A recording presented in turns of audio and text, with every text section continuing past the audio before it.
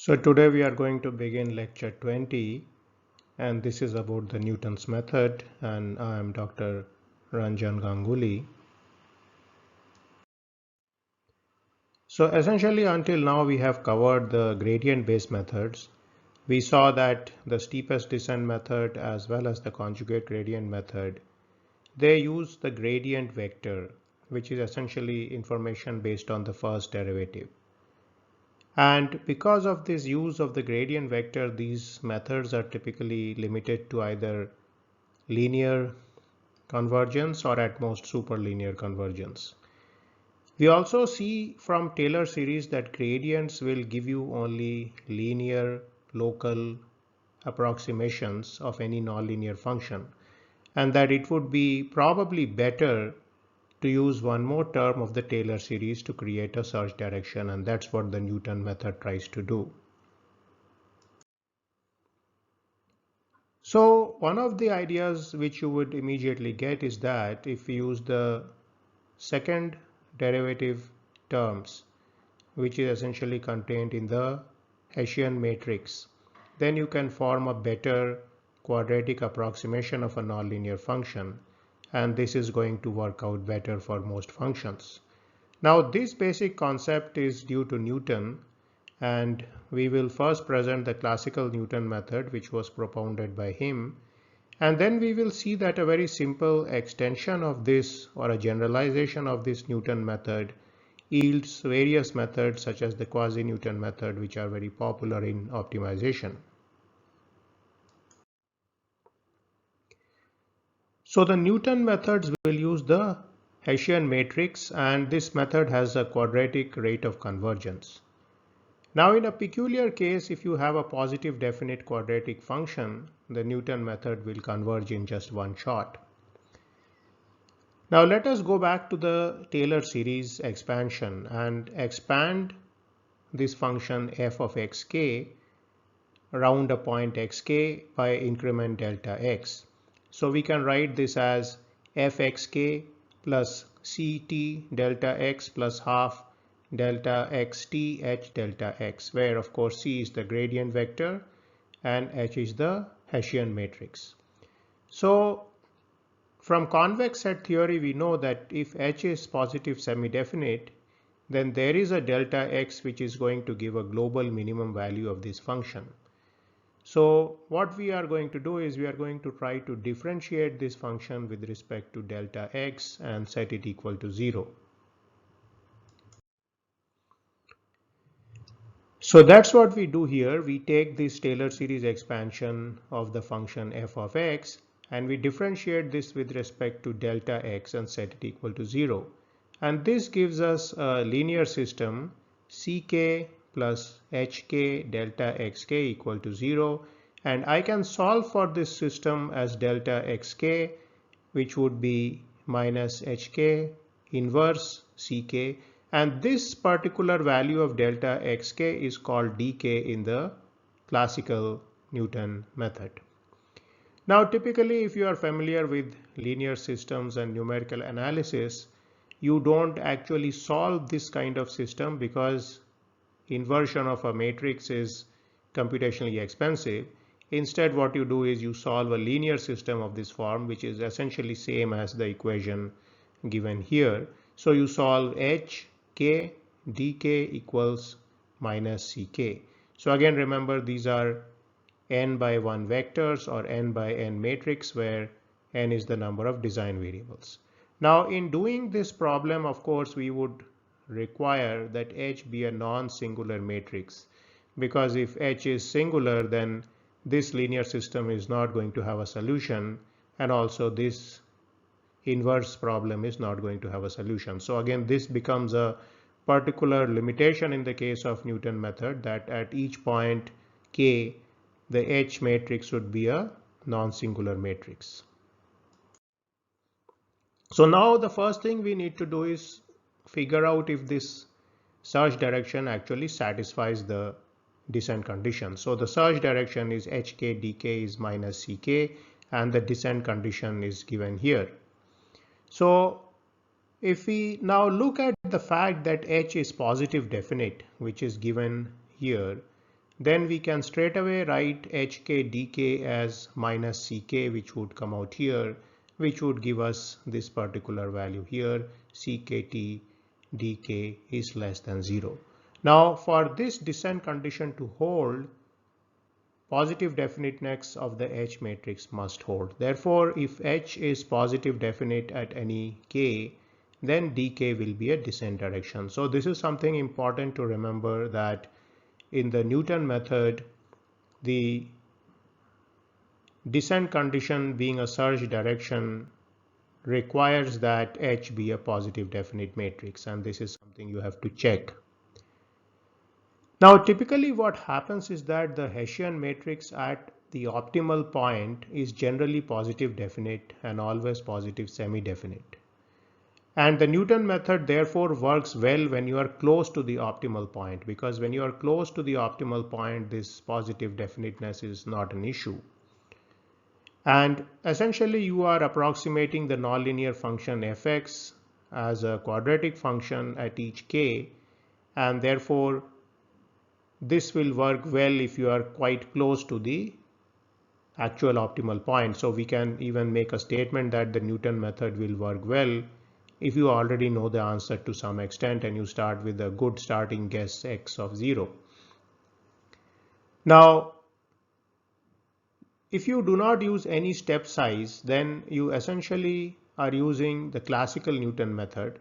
So the use of the search direction without using a step size will lead you to this classical Newton method. So again, you recall the update formula, xk plus 1 is equal to xk minus hk inverse into ck. Now, if h for some reason becomes indefinite, then this quadratic function will not have a clear minimum point. So we have seen that near the minimum, the H matrix is typically positive definite and certainly positive semi-definite. But there are situations where you are far from the optimal point where you may get a non-positive definite Hessian matrix. Now in such cases, there is a certain technique which you can use, which is a kind of numerical subterfuge, where you replace the Hessian matrix by a positive definite matrix. So essentially you modify the H matrix appropriately so that it remains positive definite, and in such case the algorithm will generally converge using a line search. Now let's go back to the equation for the search direction. So if you are using Newton method, you typically solve this linear system hd equals minus c for d and use that as the search direction. So that is the system you typically solve. Now, most frequently in case of such systems, and especially since you already know H is a symmetric matrix, the H matrix is going to be positive definite. Then the factorization of H, which is typically done in any kind of linear system solver, would lead to a diagonal matrix D with positive diagonal terms. So this LDL factorization can be done here, and D will be a diagonal matrix. So typically for most situations this will happen, and you can continue with solving this system and progress as your k increases. But in some case, if the Hessian matrix is not positive definite at some k, then some dii will be less than 0. In this case, what you do is you simply replace this negative dii by a positive entry, such as the absolute value of dii. So essentially this is a subterfuge which you do to prevent this situation from taking place of a negative diagonal term. So actually you can generalize this into this kind of thinking, that you essentially repair the Hessian matrix such that you add a delta H component to this H matrix, and we call it H mod, which is a modified matrix.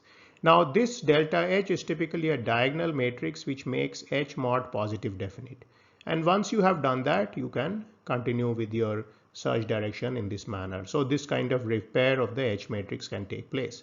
And one of the things this thinking makes you realize is that the H matrix is not sacrosanct, and you can change it as long as you keep it positive definite. In fact, if you keep it positive definite, it's better for you. So now let's return to the classical Newton method, and we see that the classical Newton method uses a step size of 1. So the first thing to do would be to generalize this. So if we create a variable step size alpha k, then the Newton method would become as follows. So essentially this is the search direction here, and you are multiplying it with the one-dimensional step size. And if you do this, the method generally works out much better. So classical Newton method would of course assume this to be 1. Now, one more interesting thing you can see here is that if we replace hk with the unit matrix I, then the modified Newton method will become the steepest descent method. So essentially dk will become minus ck, and you can see here if hk is I, that is something which is going to happen. Now you can think of all these Newton type methods as some kind of matrix multiplied with the gradient vector where there is a G matrix. Okay, and so the G is a matrix which deflects the gradient search direction of the steepest descent method.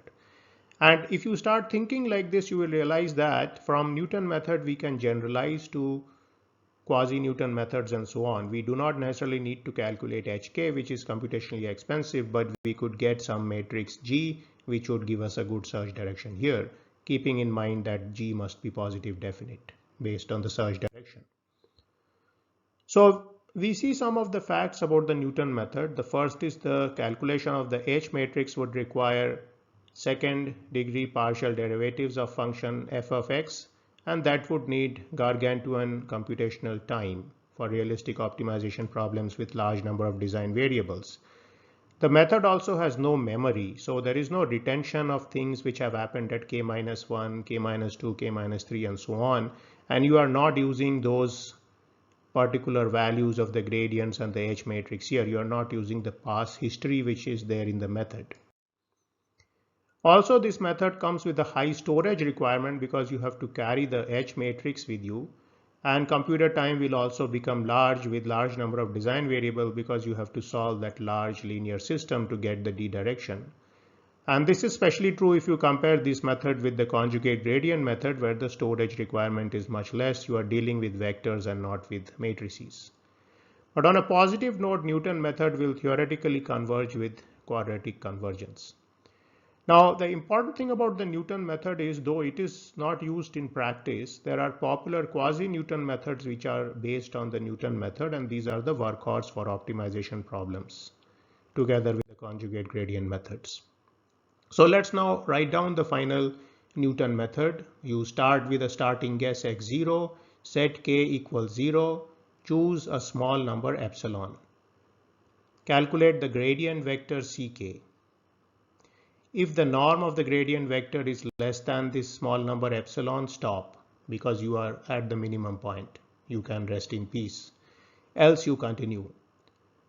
Calculate the H matrix. Factorize H into L D L T. If any of the dii or the diagonal terms of D is less than 0, calculate the modified H value as hk plus delta H, where delta HII is max of 2 absolute value of DI or 1. So essentially you force this diagonal term of the delta H matrix to be a positive number for I where dii is less than 0. So essentially this particular piece of code in your program will ensure that your system will not crash, and also it will yield a positive definite H matrix which will yield a good search direction. So once you have obtained this H mod, you can factorize H mod as LDLT, and then you can solve this particular linear system here. Now before solving, you can again do a check on D and see if all the things are okay as far as D is concerned. Now once you have solved this particular system, you have obtained D of K, which is your search direction at starting point K. Now you minimize your function using the one-dimensional search. So here you go to any of the methods like golden section, quadratic search, and you minimize the function f. So essentially you calculate alpha k. So at this point you have alpha k, you have dk, you update xk plus 1, and then you go back to step number 2, which is at the next point you calculate the gradient vector, you see you have reached the optimum point or not, and you keep continuing like this. Now, very frequently when you program these kind of things in typical college problems, you may not use some of these steps which I have put out here. But the interesting thing about using these tests is that it helps you write better code, and also it helps you give some thought to the fact that the H matrix is not sacrosanct. You can play around with the H matrix, and what is more important is that you ensure that the matrix remains positive definite and the solution of this linear system is such that it is actually there. That means the LDL T matrix also remains a non-singular matrix. So these are certain things you can ensure by numerical subterfuge also. H does not have to be necessarily the Hessian matrix. So once you understand that, you will understand the theory behind the next three methods which we are going to cover, which is the Marquadt modification to the Newton method, then the BFGS method, and also the DFP method. In those methods, we do not use H. It's very important to understand that the calculation of the H matrix at every K is extremely expensive, especially if the number of design variables becomes large. So if you contemplate a problem size of 1000 design variables, then you are essentially having a large matrix 1000 by 1000, and you have to calculate a plethora of partial derivatives to get this particular matrix. So that is not something which you want to do.